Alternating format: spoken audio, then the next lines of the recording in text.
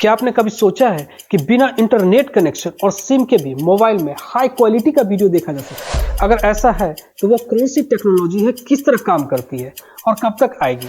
अगर वो टेक्नोलॉजी पहले से मौजूद थी तो अब तक क्यों नहीं यूज किया गया? इसके लिए हमारा इंफ्रास्ट्रक्चर क्या है और इसके जैसा और भी कौन सी टेक्नोलॉजी डेवलप की जा रही है, यानी इस जैसी टेक्नोलॉजी का और भी कोई विकल्प है? आइए इन सभी चीजों को समझते हैं। अभी हाल में सूचना एवं प्रसारण सचिव अपूर्व चंद ने एक ब्रॉडकास्टिंग सम्मेलन में कहा कि अब भारतीय मोबाइल यूजर्स बिना सिम और इंटरनेट कनेक्शन के भी D2M टेक्नोलॉजी का यूज करके, यानी डायरेक्ट टू मोबाइल टेक्नोलॉजी का यूज करके हाई क्वालिटी वीडियो देख सकते हैं, जिसके पायलटिंग यानी भारत के 19 शहरों से इसको शुरू किया जाएगा। इस टेक्नोलॉजी को दूरसंचार विभाग, सूचना एवं प्रसारण मंत्रालय, IIT कानपुर और प्रसार भारती के संयुक्त प्रयास से विकसित किया जा रहा है। अभी हमारे देश में 80 करोड़ से अधिक स्मार्टफोन है, जिसमें सबसे देखी जाने वाली सामग्री वीडियो है। यानी एक रिपोर्ट के अनुसार हमारे देश में average per month 19.5 GB data खपत की जाती है और स्क्रीन प्ले यानी स्क्रीन पे बिताए गए टाइम 4.9 आवर पर डे है। यानी वीडियो स्ट्रीमिंग के इस दबाव की वजह से इंटरनेट स्पीड काफी कम हो जाती है और बफरिंग की समस्याएं आने लगती है।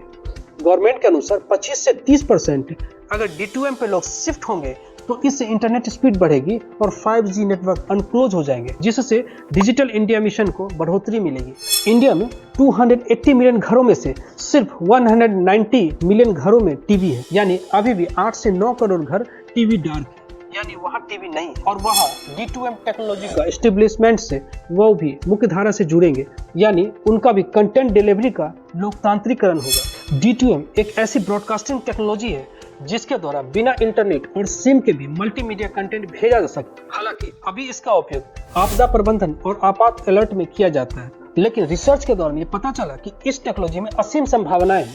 यानी इस टेक्नोलॉजी का यूज करके नेटवर्क ऑपरेटर बिना नेटवर्क बैंडविड्थ पे दबाव डाले ही मल्टीमीडिया कंटेंट जैसे लाइव न्यूज सीधे मोबाइल यूजर्स के मोबाइल फोन तक भेज सकती है। इसके लिए इंटरनेट कनेक्शन की जरूरत नहीं पड़ेगी, जिसमें 4K से 8K वीडियो को स्ट्रीम किया जा सकता है। इसके काम करने का तरीका जैसे स्मार्टफोन पर FM रेडियो सुनने जैसा काम करती है, जिसमें एक रिसीवर होता है जो रेडियो फ्रीक्वेंसी के सिग्नल को रिसीव करता है, या फिर यानी टाटा स्काई को एग्जांपल के रूप में लेते हैं, जिसमें एक एंटीना होता है और एक रिसीवर यानी एक सेटअप बॉक्स होता है जो टीवी से अटैच होता है। अब टाटा स्काई का एंटीना उपग्रह से सूचनाएं लेता है, इनकोडेड इंफॉर्मेशन लेता है और वो सेटअप बॉक्स को देता है और सेटअप बॉक्स उसको डिकोड करता है, और डिकोड करने के बाद वो सूचनाएं हमें हूबहू जो दिखाई जानी चाहिए वो सारी चीजें दिखती है। यहाँ दो शब्द यूज हुआ है, इनकोडर और डिकोडर। पहले हम इसको समझते हैं, फिर आगे कुछ चीजों को समझने में काफी आसानी होगी। इसके लिए व्हाट्सएप का एक एग्जांपल लेते हैं।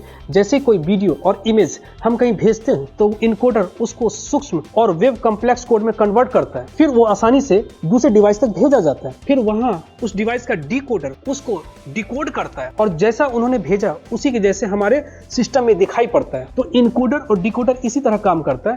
अगर हमारा डिकोडर उस टाइप का या डिवाइस उस टाइप का नहीं है तो फिर वो मैसेज हमारे किसी काम का नहीं है, वो हमारे सिस्टम में सपोर्ट नहीं करेगा। और यहाँ इस टेक्नोलॉजी में इसी तरह की समस्याएं आती है। साल 2022 IIT कानपुर द्वारा प्रकाशित D2M broadcast 5G convergence roadmap for India के एक पत्र में बताया गया कि वर्तमान में उपलब्ध अधिकांश मोबाइल डिवाइस इस तकनीक को सपोर्ट नहीं करते, यानी इसके लिए ATSC 3.0 मानक की आवश्यकता है।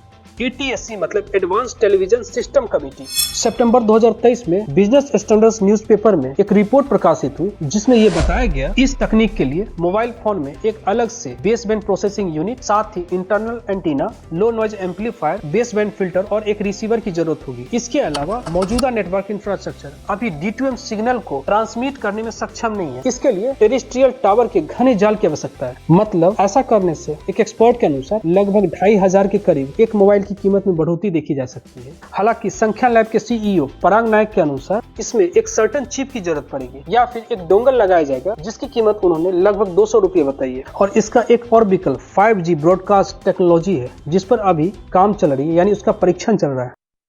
धन्यवाद।